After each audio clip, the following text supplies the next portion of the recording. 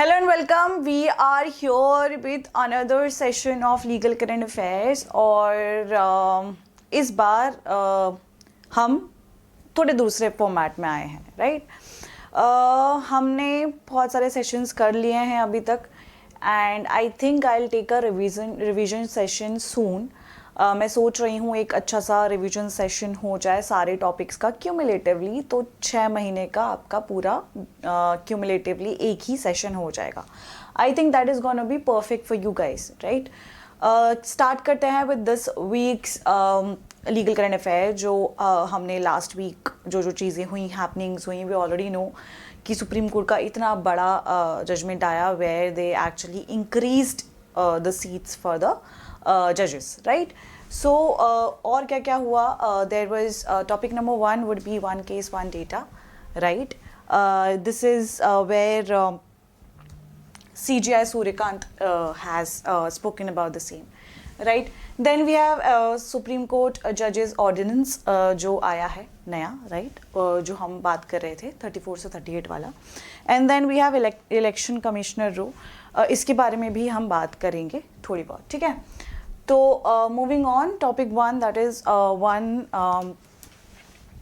One case one data initiative जो कि आया था ऑन 11th May 2026 ठीक है. Chief justice of India Suryakant launched a landmark digital. इन्होंने एक बहुत लैंडमार्क डिजिटल इनिशिएटिव लिया which was to integrate the case across all high courts. जो रिकॉर्डेड केसेस हैं उनको एक इंटीग्रेट करने के लिए ही made all high court, district courts and taluka courts into a single unified national database. मतलब जैसे we have a lot of data right with respect to n number of judgments that come. So what he did was he came up with one place जहाँ पे unifiedly सारा data store होगा right. That is what he introduced, eliminating data fragmentation across judicial tiers right. This is where जो बहुत सारी data occupancy हैं वो थोड़ी कम होंगी plus there would be one place जहाँ हम सारा डेटा देख पाएंगे हमें कहीं और नहीं जाना होगा right. That is what has been came up with. That is multi level integration. काफ़ी सारे मल्टी लेवल्स हैं. We can see high courts then we can see district courts, then we see taluka courts in real time right and supreme court as well across n number of courts. All the courts का जितना भी data है it would be at one place. So that is multi level integration हुआ right.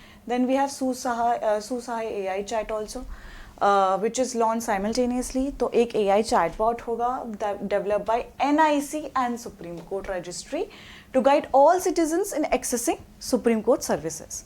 तो एक AI chatbot होगा जहाँ पे एक services provide होगी. तो first that we can see is multi level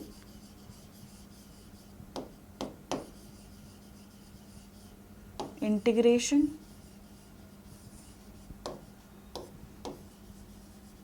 ठीक है. Next we have a AI chatbot which is known as Susahay जो क्या कर रहा है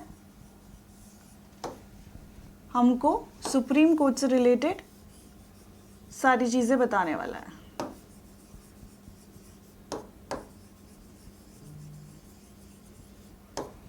ठीक है. Next we have root cause fix ठीक है. जहाँ पे हमें 5 crores of the pendency on the cases रहती थी वहाँ पे हमें पार्टली ड्यू मैनुअल रहता था फ्रेगमेंटेड रिकॉर्ड सिस्टम होते थे.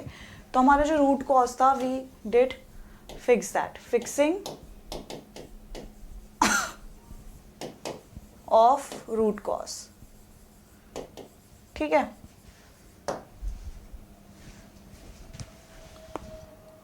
अब हम इसको क्लैट से कैसे कनेक्ट करेंगे. First this was the phase 3 E courts mission mode project. तो ये फेज 3 पे चल रहा था राइट. नेशनल डिजिटाइजेशन ड्राइव पे हर चीज़ डिजिटलाइज्ड हो रही है तो why not the supreme court as well right. Why not the courts as well right. Then we can see article 39 है equal justice and free legal aid के अगर मैं बात करूँ तो कहीं ना कहीं connected है उससे. Then we have role of CJI as administrative head of the judiciary. Who came up with the initiative? CJI came up with the initiative right. Then we have judicial independence and transparency as constitutional values. So यहाँ पे हमें judicial की independency देखने को मिलती है, right. How constitutional work with the independent judiciary, वो देखने को मिलता है, right. Moving on, we have topic number 2 which is on supreme court का जो SC स्ट्रेंथ था उसका ordinance is there. So president Draupadi Murmu has already promulgated the same. So it is known as Supreme Court Number of Judges Amendment Ordinance. Okay, which came up in May 16, 2026, raising the sanction strength of Supreme Court judges from 34 to 38. पहले कितनी थी 34, अब कितनी हो गई 38, which will include CJI plus 37 judges. Right? कौन से article के अंडर ऑर्डिनेंस पास हुआ था? Article 1 to 3. ठीक है, क्योंकि parliament was not in session. Okay, moving on, अगर मैं हिस्टोरिकल टाइमलाइन देखूं जो मैंने लास्ट टाइम भी डिस्कस करी थी आपसे, तो हिस्टोरिकल टाइमलाइन इज 1950 में SC स्टैब्लिश 8 जजेस including CJI. 1950 at the time of independence. Later we raise it to 11. Later we raised it to 26, then 31 in 2009, 2019 we had 34, 2026 we have 34 to 38. ठीक है, 2026 के ऑर्डिनेंस ने सेक्शन 2 को amend किया है with respect to substituting 33 to 37 number of जजेस. Moving on, SC expansion why it matters for CLAT. क्यों matter करता है, क्या क्या चीज़ें देखने को मिलती है? Article 1241, supreme court shall consist of CJI and such judges as parliament prescribed by law, right. Then we have 123, that president power to promulgate ordinances during recess of parliament. अगर पार्लियामेंट नहीं होता है तो कौन ऑर्डिनेंसेस पास करा सकता है? That is president, right. Then we have Supreme Court Number of Judges Act, which was in from 1956, the parent statute being amended, right. Then we have critical debate remaining, जो थोड़ी बहुत debates चल रही थी, that is former law secretary P.K. Malhotra came up with argue that merely increasing judges number cannot solve the crisis. ठीक है, he gave the argument. He also recommended कि regional courts of appeal to the Supreme Court focuses only on constitutional matters. ठीक है, a key structural critique for comprehension based questions. तो still number of judges बढ़ाने से pendency of the cases नहीं खत्म होंगी. हमें एक better structural format लाना चाहिए. ठीक है, तो that is what he said it.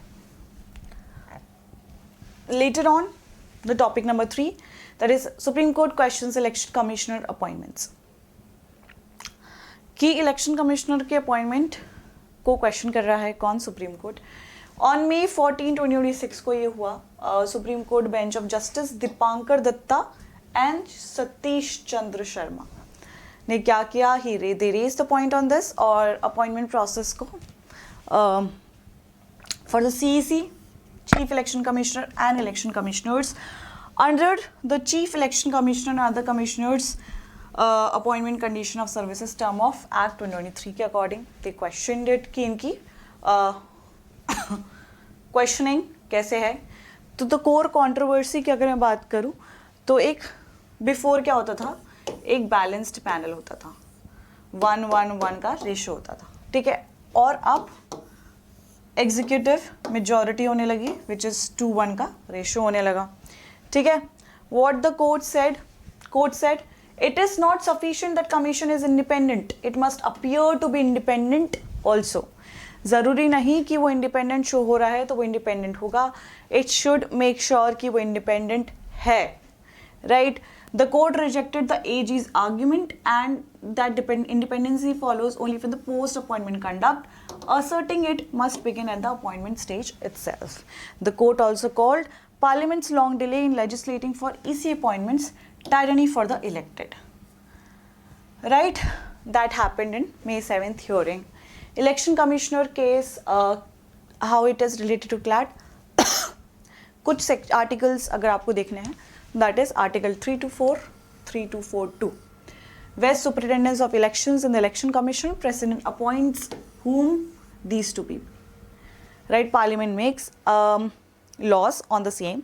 Then we can see Anup Baranwal versus Union of India in 2023. That was a landmark judgment that came into picture, that until Parliament legislated, appointments would include the PM, CJI and leader of opposition. Right.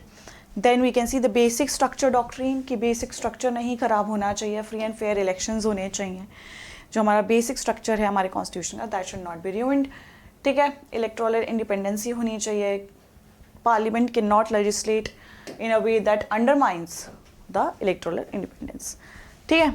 Then we have separation of power. हमको हर एक body separation of powers की तरह पे चलेगी.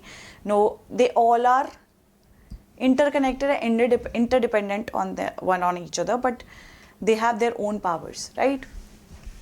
Core issue should the executive control appointments of the body that referee its own election, a direct conflict of interest.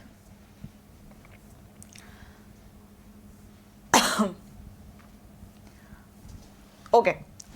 Yes, so all the three topics are really much more dependent on the CLAT, और कहीं ना कहीं इनसे questions बन सकते हैं, and go through not in depth जितना आपको करना चाहिए, like a CLAT aspirant should do, right? Go ahead and start reading on the same. आपको काफ़ी सारे टॉपिक्स आपके हिंदू में ही मिल जाएंगे. अगर आप हिंदू का एडिटोरियल रीड करते हो तो काफ़ी सारे टॉपिक्स वहीं आ जाते हैं. लेकिन still if you are not, then you can watch the video. It is a very crisp and very short version of all the news, and जितना आपको पढ़ना चाहिए उसके लिए this is much more sufficient and important. So next Monday we'll come up with another session with 3 topics, and soon we'll come up with 6 months of revision. So stay tuned. Do follow the channel, subscribe the channel, do follow our Telegram channel as well, where we share the PPT of the same. So जहाँ पे भी PPT आपको मिलेगी वो होगी आपकी the Telegram का main channel. ठीक है, तो जाके हमें वहाँ पे फॉलो कर लीजिए, and that is it. Do comment, आपको ऐसा क्या लगता है कि हम कौन से नए टॉपिक्स लेके आ सकते हैं. Do comment on that as well. Bye bye, take care students.